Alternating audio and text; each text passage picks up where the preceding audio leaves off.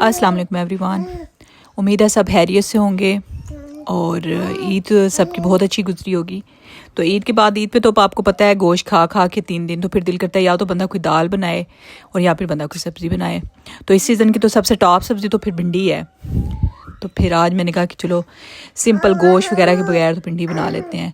तो आज साथ साथ मैं आपको इसके फ़ायदे भी बताऊंगी और साथ साथ हम इसकी रेसिपी मैं आपके साथ शेयर करूंगी। आपको पता है, अच्छा सबसे पहले आपको पता है अभी मैंने वॉश करके उसको कपड़े से साफ़ करी थी।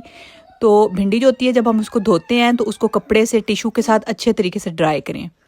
वो हम क्यों करते हैं, क्योंकि अगर आपकी भिंडी जो है वो ड्राई नहीं होएगी तो वो पानी जो है वो उसकी वजह से उसके स्लाइम ऊपर आ जाता है। जब आप उसको फ्राई करते हैं ना तो स्लाइमनेस को अवॉइड करने के लिए ना कि आपकी वो ऐसे लेसदार ना बने आपकी भिंडी, तो आपने जब भिंडी को धोना है तो उसको अच्छे तरीके से बाद में साफ़ करना है, उसको ड्राई करना है या उसको आधे घंटे के लिए छोड़ देना कि उसका पानी जो है वो ड्राई हो जाए। हाँ जी, भिंडी जो है वो मैंने काट के रख लिया है। अच्छा, इसको मैं अब आपको फ्राई करने की टिप बताती हूँ कि कभी भी भिंडी जब तक आपकी फ्राई हो रही है ना आपने नमक ऐड नहीं करना। नमक डालने से ना भिंडी पानी छोड़ जाती है, फिर फ़ायदा नहीं होता आपने ड्राई किया धो के कि नहीं किया है। अच्छा, मुझे भी ये अभी जब से मैंने कुकिंग शुरू किया तो छोटी छोटी चीज़ें हम साथ साथ लर्न करते रहते हैं। क्यों मैंने भी ऐसे करना शुरू कर दिया कि भिंडी को फ्राई करके ना तो मैं बाकी के मसाले ना साथ ही डाल देती थी बाद में, तो वो ना चटनी सी बन जाती थी। फिर मुझे पता लगा कि नहीं, जब तक आपकी भिंडी प्रॉपर फ्राई नहीं हुई आपने नमक नहीं डालना, उसकी वजह से ना पानी छोड़ देती है वो। तो बेहतर तरीका यही है, जैसे पहले हमारी माओं का तरीका है कि इसको फ्राई करके अलग कर लें और मसाला बाद में बनाएं। साथ ही जो ये है मैं 5-6 जो मिर्चियाँ अचारी इनको मैं अचार के स्टाइल में काट करूँगी और ये मैं भिंडियाँ जब तक मेरी फ्राई हो रही हैं साथ ही मैं इनको फ्राई कर लूँगी उसी तेल में और इनको मैं निकाल के साइड पे रख लूँगी और सालन के एंड पे मैं इनको ऐड करूँगी ताकि इनकी चटनी सी ना बन जाए। हाँ जी, तो सबसे पहले जो मैं आपको इसका फ़ायदा, मेन फ़ायदा जो है ना लेडी फिंगर का, ओकरा का, ये है कि ये आपकी बॉडी के अंदर जो बैड कोलेस्ट्रॉल होता है उसको ये रिड्यूस करती है, कम करती है। बॉडी के बैड फैट को कैसे कम करती है, क्योंकि इसके अंदर एक फाइबर होता है और ये आपकी ब्लड क्लॉटिंग जो होती है ना उसको ये कम करती है। मतलब ये ना खून की गर्दिश को अच्छा करती है जिस्म के अंदर, और उससे क्या होता है कि आपकी बॉडी के अंदर जो बैड फैट है ना वो इकट्ठा नहीं होता कोलेस्ट्रॉल। सो ये कोलेस्ट्रॉल को कम करने के लिए बेहतरीन रिसोर्स है ये। और विटामिन्स की बात करें तो इसके अंदर विटामिन के होता है, इसलिए ये ब्लड क्लॉटिंग के लिए बहुत ही एसेंशियल है। और इसके अलावा को पता है जितनी भी लेसदार सब्जियां होती हैं, जैसे कि पाए भी हम गोश्त में खाते हैं, और जितनी भी लेसदार सब्जियां होती हैं वो जोड़ों के लिए बहुत अच्छी होती है ये सब्ज़ी। अच्छा देखिए ना, हर सब्ज़ी का फ़ायदा होने के साथ साथ हर चीज़ का थोड़ा बहुत नुकसान भी होता है। तो अक्सर आपने सुना तो लोग कहते हैं जी भिंडी खा के उसके बाद दूध नहीं पीना चाहिए, तो इस पर कितनी सच्चाई, ये वाकई ही फैक्ट है। ये फैक्ट क्यों है असल में, इसलिए कि जो दोनों चीज़ें हैं ना, दूध के अंदर भी कैल्शियम होता है और भिंडी तोरी के अंदर भी कैल्शियम होता है। और अगर आप भिंडी खाते सारी दूध पी लेते हैं, और अच्छा भिंडी के अंदर ना कैल्शियम के साथ साथ ऑक्सलेट होता है, और अगर आप ऐसे करते हैं कि दूध साथ ही पी लेते हैं भिंडी खाने के बाद, तो आपकी बॉडी जो है वो कैल्शियम ऑक्सलेट बना देती है जो कि पत्थरी बनाती है, पत्थरी बनने का मेन रीज़न होती है। सो इन दोनों चीज़ों को इकट्ठे खाने से अवॉइड ही करना चाहिए। अब हम आते हैं कि ये शुगर के पेशेंट्स के लिए कितनी अच्छी है। अच्छा, पुराने ज़माने में मैंने भी, मेरी दादी माँ बताती थी कि जी जो भिंडी है ना उसको काट के ना रात को उसको चॉप करके तो पानी के अंदर ओवरनाइट ना वो भिगो के रख देते थे और सुबह ना उसका पानी पीने से ना शुगर जो थी वो आपकी कम होती थी। तो लोगों ने कहा नहीं खाने, नहीं, ये वाकई ही सही बात है।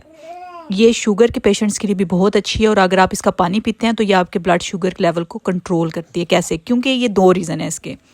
पहला रीज़न ये है कि भिंडी के अंदर ना डाइटरी फाइबर होता है। डाइटरी फाइबर क्या चीज़ है, वो चीज़ जो आपके बॉडी के अंदर शुगर पैदा होने की जो रफ्तार है उसको कम करता है ये। एक तो इसका ये फ़ायदा है। दूसरा फ़ायदा ये है कि ये आपके जिस्म के अंदर जो होती है ना, आपकी इंटेस्टाइन है, बड़ी आंतरी जो है, उसके अंदर ये ज़्यादा शुगर को एब्जॉर्ब नहीं होने देती।